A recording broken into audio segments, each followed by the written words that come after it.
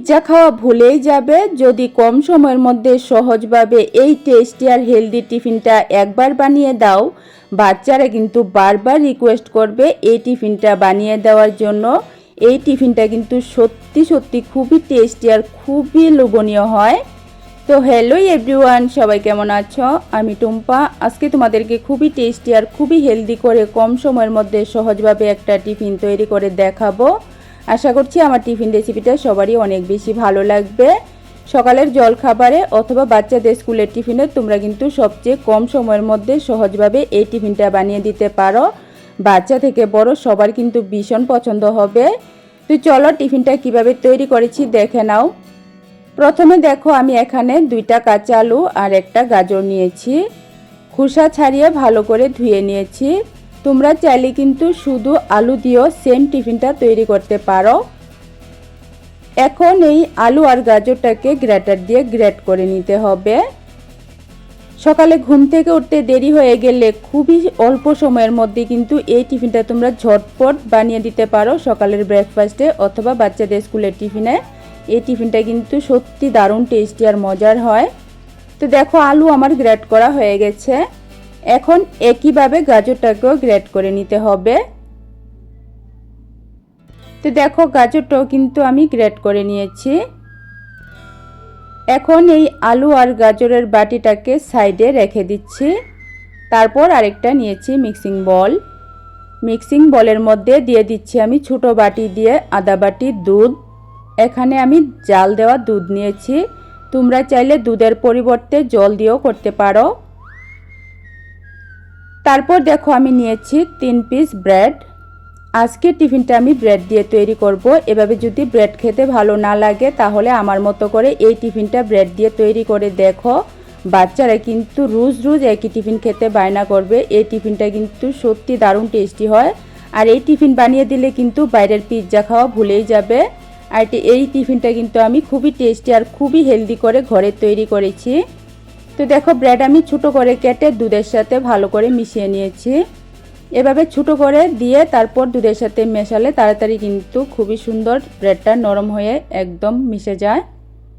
তারপর এর মধ্যে দিয়ে দিচ্ছি আমি সামান্য একটু চিলি ফ্লেক্স।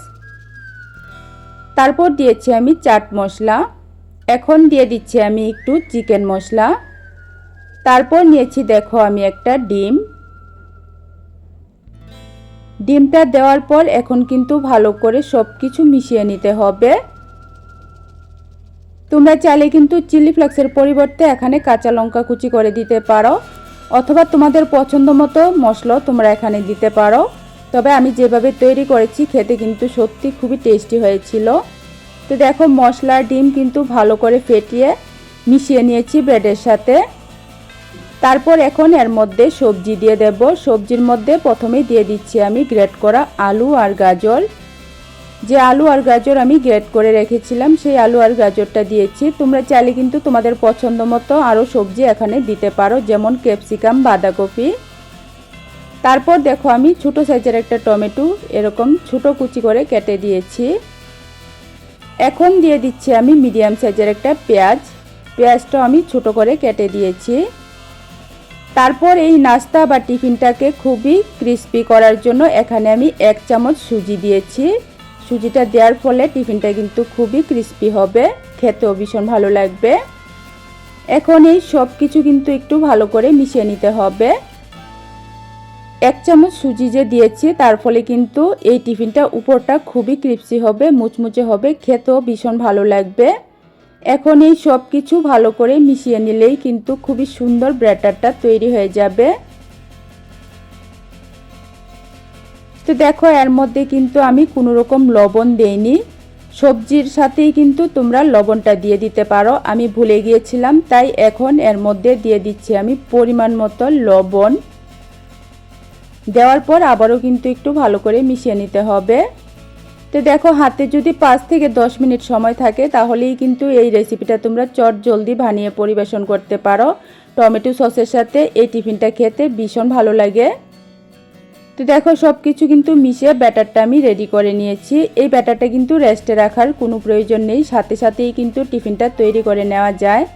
তো টিফিনটা তৈরি করার জন্য গ্যাস ওভেনে আমি একটা ফ্রাই প্যান বসিয়েছি। ফ্রাই প্যানের মধ্যে আমি আধা চামচ তেল দিয়েছি। তোমরা চাইলে তেলের পরিবর্তে বাটার দিয়েও তৈরি করতে পারো। বাটার দিয়ে করলে কিন্তু আরও বেশি টেস্টি হয়। তো দেখো এই টিফিনটা তৈরি করতে কিন্তু একদমই বেশি তেলের প্রয়োজন হয় না। অল্প পরিমাণ তেলের মধ্যে কিন্তু এই দারুণ টেস্টি টিফিনটা তৈরি হয়ে যায়। তো দেখো আমি অর্ধেকটা ব্যাটার প্যানের মধ্যে দেওয়ার পর এভাবে দেখো চামচের পেছন সাইডটা দিয়ে এভাবে একটু ছড়িয়ে সুন্দর করে শেপটা তৈরি করে দিয়েছি গোল করে। এভাবে দেখো চারিদিকে কিন্তু সমানভাবে ছড়িয়ে দিতে হবে। তারপর গ্যাসের আঁচটা একদম লোতে রেখে ঢাকনা দিয়ে 3 থেকে 4 মিনিট বসিয়ে রাখতে হবে। এখানে অবশ্যই কিন্তু গ্যাসের আঁচটা কমিয়ে রাখতে হবে। তো দেখো আমি 3 থেকে 4 মিনিট পর ঢাকনাটা উঠিয়ে দেখাচ্ছি। দেখো উপরটা কিন্তু অনেকটাই শুকিয়ে গেছে। এরকম উপরটা যখন শুকিয়ে যাবে তখনই কিন্তু উল্টাতে হবে। আর নিচের সাইডটা দেখো খুবই সুন্দর করে কিন্তু ছেড়ে আসে। তো এখন এটাকে কিন্তু উল্টাতে হবে, তবে কিভাবে উল্টাবে সেটাও দেখে নাও। এভাবে ঢাকনাটা কিন্তু দিয়ে তারপর কিন্তু এভাবে উল্টাতে হবে।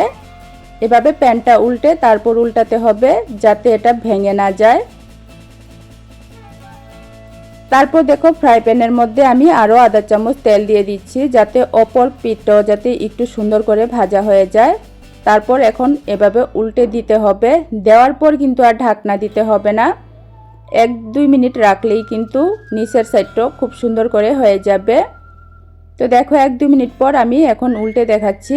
দেখো কত সুন্দর তৈরি হয়েছে টিফিনটা।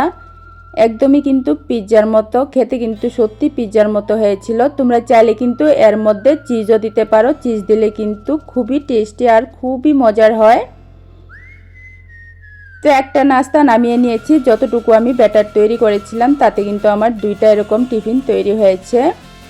তো বাকি যে আরও অর্ধেকটা ব্যাটার ছিল সেটাকেও দেখো সেমভাবে আমি ফ্রাই প্যানের মধ্যে দিয়ে এভাবে চারিদিক একটু সমান করে ছড়িয়ে দিচ্ছি। এভাবে কিন্তু চারিদিক সমান করে ছড়িয়ে দিতে হবে। দেওয়ার পর ঢাকনা দিয়ে 3 থেকে 4 মিনিটের মতো লো আঁচে বসিয়ে রাখতে হবে। তারপর উপরটা যখন একটু শুকিয়ে যাবে তখনই কিন্তু এটাকে উল্টে আর একটু ভেজে তারপর নামিয়ে নিতে হবে। তো দেখো আমি নাস্তাটা পিৎজা কাটার দিয়ে সুন্দর করে ছোট করে কেটে নিচ্ছি। তোমরা চাইলে কিন্তু তোমাদের পছন্দ মতো শেপে এটা কেটে নিতে পারো। টমেটো সসের সাথে বাচ্চাদেরকে একবার এই নাস্তা বা টিফিনটা খাইয়ে দেখো, বাচ্চারা কিন্তু রোজ রোজ খেতে বায়না করবে, এটা আমি গ্যারান্টি দিয়ে বলতে পারি। কারণ এই নাস্তা বা টিফিনটা কিন্তু সত্যি সত্যি দারুণ টেস্টি হয়। তো আজকের এই ছোটো সহজ ব্রেকফাস্ট রেসিপিটা তোমাদের কেমন লেগেছে অবশ্যই কমেন্ট করে জানিও। ভালো লাগলে লাইক কমেন্ট শেয়ার করো, চ্যানেলটাকে সাবস্ক্রাইব করে দিও একদমই সুপার টেস্টি হেলদি নতুন নতুন রেসিপি দেখার জন্য। তো দেখো কত সুন্দর টিফিন আজকে আমি তৈরি করেছি একদমই অল্প কিছু উপকরণ দিয়ে। এই টিফিনটা যেমন টেস্টি তেমনই কিন্তু হেলদি, একদমই নামমাত্র তেল মশলার মধ্যে আমি আজকের এই টিফিনটা তৈরি করেছি। তো আবারও আরেকটা নতুন রেসিপি নিয়ে আসবো। আজকের জন্য টাটা।